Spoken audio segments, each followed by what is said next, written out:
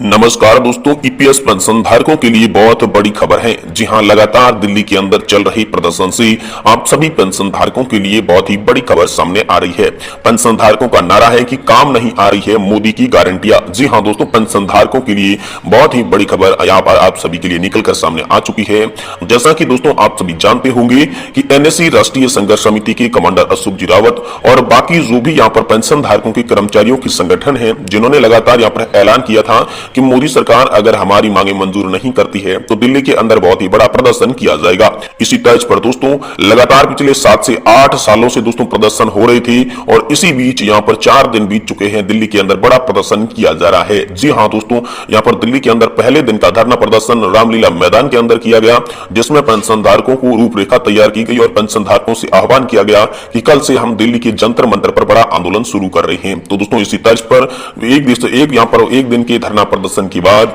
दिल्ली के जंतर मंतर पर बड़ा यहाँ पर धरना प्रदर्शन शुरू हुआ है। दिल्ली के जंतर मंतर पर 3 दिन का धरना प्रदर्शन हो चुका है, आज प्रदर्शन का चौथा दिन है। तो दोस्तों हम देखते हैं कि एक दिन का धरना प्रदर्शन जो रामलीला मैदान में हुआ, बाकी 3 दिन जंतर मंतर पर, आखिर 4 दिनों के अंदर आप सभी ईपीएस 95 पेंशन धारकों के लिए क्या बड़ी खबर आई। आखिर इस धरना प्रदर्शन से कौन कौन सी नेतागण जो थे उन्होंने आश्वासन दिया, कौन कौन सी नेतागणों से उनकी बातचीत हुई और साथ ही पीएम मोदी को लेकर पेंशन धारकों ने जो मुख्य बात कही थी, आखिर वह बात क्या है और आप सभी की 4 सूत्रीय मांगों में से कौन कौन सी मांगे मंजूर होने वाली है और जो लोग ओपीएस को लेकर यहां पर प्रदर्शन कर रही थी उन सभी पेंशन धारकों के लिए भी एक बहुत ही बड़ी खबर आ रही है, क्योंकि सरकार ने ओपीएस की मांग कर रहे सभी कर्मचारियों को पुरानी पेंशन योजना की तरह लाभ देने का आह्वान किया है। तो दोस्तों इसके बारे में हम आज की इस वीडियो के अंदर पूरी की पूरी विस्तार से जानकारी को जानने वाले हैं, इसलिए आपसे निवेदन रहेगा कि आप इस वीडियो को लाइक कर दें, साथ ही चैनल को सब्सक्राइब करें। लेकिन अगर आप पेंशन धारक नहीं है तो दोस्तों अभी से इस वीडियो को छोड़ के चले जाइए, क्योंकि आज का ये महत्वपूर्ण वीडियो सिर्फ पेंशन धारकों के लिए बनाया गया है। तो सबसे पहले हम बात करते हैं दिल्ली के अंदर हो रहे धरना प्रदर्शन की। तो दोस्तों आप सभी लोग जानते होंगे कि राष्ट्रीय संघर्ष समिति जो कि एनएससी है, जिसकी कमांडर है अशोक जी रावत, उन्होंने बीते दिनों में ऐलान किया था कि दिल्ली के अंदर एक बड़ा धरना प्रदर्शन करने की जरूरत है। साथ ही कर्मचारियों के अनेक संगठनों ने भी आह्वान किया था कि दिल्ली के अंदर ज्यादा से ज्यादा संख्या में कर्मचारी और पेंशन धारक पधारे। तो दोस्तों इसी तर्ज पर पिछले 4 दिनों से लगातार यहाँ पर जो है वो धरना प्रदर्शन दिल्ली के अंदर किया जा रहा है, जिसमें एक दिन का धरना प्रदर्शन रामलीला मैदान के अंदर किया गया, जिसमें सभी पेंशन धारकों को यहाँ पर आगे की कार्यवाही के लिए रणनीति बताई गई और पेंशन धारकों को अपनी मांगे कैसे मंजूर करवानी है इस सरकार से, उसके बारे में बातचीत हुई। ये एक दिन का धरना प्रदर्शन जब संपन्न हुआ तो आह्वान किया गया कि अब की बार ये धरना प्रदर्शन दिल्ली के जंतर मंतर पर किया जाएगा। ठीक उसके दूसरे दिन बाद ही जंतर मंतर पर यह धरना प्रदर्शन शुरू हुआ और जंतर मंतर पर 3 दिन का दोस्तों धरना प्रदर्शन संपन्न हो चुका है। आज धरना प्रदर्शन का चौथा दिन है। तो दोस्तों देखते हैं कि आखिर 3 दिन का जो जंतर मंतर पर धरना प्रदर्शन हुआ था और एक दिन का रामलीला मैदान के अंदर उन्होंने यहाँ पर पेंशन धारकों ने क्या क्या मांगे रखी, कौन कौन से नेताओं ने उन्हें आश्वासन दिया और पेंशन धारकों की क्या उम्मीद है, क्या उनकी मांगे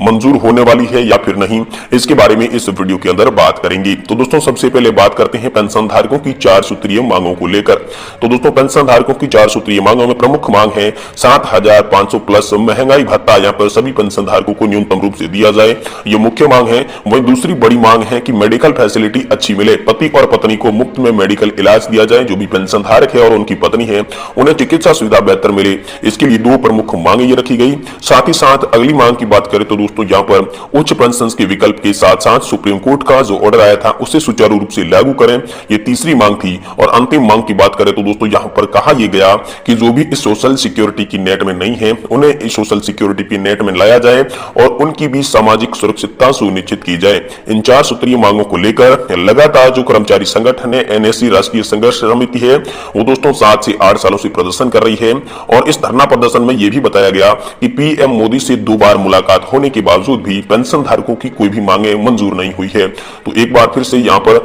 दिल्ली के अंदर प्रदर्शन हो रहा है, जिसमें दोस्तों आप सभी को यहाँ पर नेतागणों का भी काफी सारा लाभ मिल रहा है। यहाँ पर पेंशन धारकों के हित चिंतक के रूप में कहे जाने वाले हेमा मालिनी जी ने भी कहा था कि पेंशन की संपूर्ण मांगों को मंजूर करवाने की मैं जिम्मेदारी लेती हूँ, पेंशन की मांगों को मैं मंजूर करवाने की पूरी कोशिश करूंगी। साथ ही यहाँ पर श्रम मंत्री भूपेंद्र यादव ने भी आश्वासन दिया था कि आप सभी की ये जो मांगे जायज हैं, जिनमें से प्रमुख 2 मांग जो कि 7,500 प्लस डीए की पेंशन के साथ साथ मुफ्त मेडिकल सुविधा हस्बैंड एंड वाइफ को कैसे मिले, इन 2 मांगों पर मेरी भी मुख्य नजर है और आप सभी के लिए यहाँ पर मैं ये मांगे मंजूर करने की पूरी कोशिश करूंगा। यहाँ पर आप सभी के लिए जो जंतर मंतर पर धरना प्रदर्शन हो रहा था, इनमें दोस्तों विपक्षी पार्टियों का भी काफी सारा सहयोग मिल रहा है, क्योंकि विपक्षी पार्टियां लगातार आपकी पेंशन धारकों की फेवर में नजर आ रही है। जहां पर विपक्षी पार्टी की सरकारें थी, वहां पर आप सभी के लिए ओपीएस भी लागू कर दी जा चुकी थी, लेकिन दोस्तों अब इन राज्यों में भी सरकारें बदल चुकी है। साथ ही दोस्तों विपक्षी पार्टी का यह भी कहना है कि यहाँ पर पुरानी पेंशन अगर हमारी सत्ता आई तो हम लागू करने वाले हैं। इसी को देखते हुए अब मोदी सरकार की भी टेंशन बढ़ने लग गई है और पेंशन धारक जो एक बार फिर से धरना प्रदर्शन कर रहे हैं यहाँ पर दिल्ली के रामलीला मैदान में और जंतर मंतर पर, इसे देखते हुए दोस्तों पीएम मोदी को भी लगने लगा है कि दोस्तों ये पेंशन धारकों का जो मुद्दा है, पेंशन का जो मुद्दा है, ये बहुत ही बड़ा मुद्दा है। इस मुद्दे को अगर समय रहते शांत नहीं किया गया तो ये मुद्दा बहुत ही बड़ा बन सकता है, बहुत ही विकराल रूप ले सकता है। तो इसी को लेकर लगातार केंद्रीय कैबिनेट के जो मंत्री है वो लगातार रामलीला मैदान में आई थी, जिसके बाद जंतर मंतर पर आकर लोगों को आश्वासन भी दे रहे हैं कि पीएम मोदी की सरकार आप सभी पेंशन धारकों के लिए काम कर रही है और जल्द ही आप सभी पेंशन धारकों को यहाँ पर उचित लाभ मिलने वाले हैं। लेकिन दोस्तों तमाम मिल रही आश्वासनों के बीच कर्मचारियों की संगठन और राष्ट्रीय संघर्ष समिति ने आह्वान किया है कि अगर 2024 से पहले पेंशन धारकों की 4 सूत्रीय मांगों को मंजूर नहीं किया गया तो पेंशन धारक वोट फॉर ओपीएस करेंगे। वहीं दोस्तों बात करें आप सभी के लिए एक प्रमुख बड़ी खबर की, तो दोस्तों आप सभी के लिए एक प्रमुख बड़ी खबर निकल कर आ रही है कि काम नहीं आ रही मोदी की गारंटी।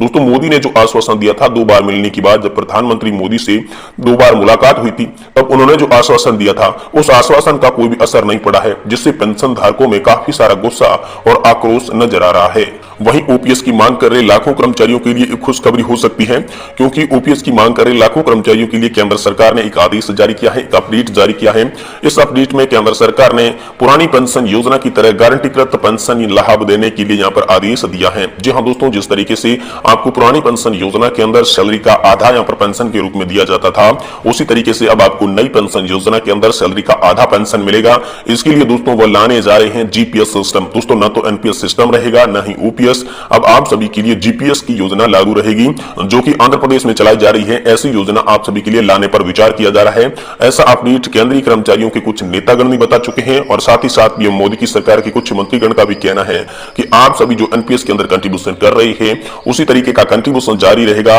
लेकिन उसी तरीके के कंट्रीब्यूशन जारी रहने के बाद आप सभी को जो पेंशन मिलेगी वो पेंशन मिलेगी सैलरी की आधी, यानी कि ओपीएस की तरह पेंशन मिलेगी। यानी एनपीएस की तरह आप कंट्रीब्यूशन करेंगे तो ओपीएस की तरह पेंशन मिलेगी। इसीलिए इस जीपीएस सिस्टम को यहाँ पर एनपीएस और ओपीएस का मिश्रण बताया जा रहा है। तो ओपीएस की मांग कर रहे लाखों कर्मचारियों के लिए विकल्प बन सकती है जीपीएफ, और दोस्तों सरकार भी इस पर विचार कर रही है। अब देखते हैं आंध्र प्रदेश का ये जो जीपीएस का मॉडल है ये सरकार आप सभी के लिए कब तक लागू करती है। इसको लेकर हाल फिलहाल में कोई भी पुख्ता अपडेट, पुख्ता सबूत सामने नहीं आया है, लेकिन इसको लेकर जैसे ही कोई बड़ी खबर होगी हम इस चैनल के माध्यम से आपको तुरंत देने की कोशिश करेंगे। इसीलिए दोस्तों आपसे निवेदन है कि आप इस चैनल को सब्सक्राइब कर लें, साथ ही वीडियो को लाइक करके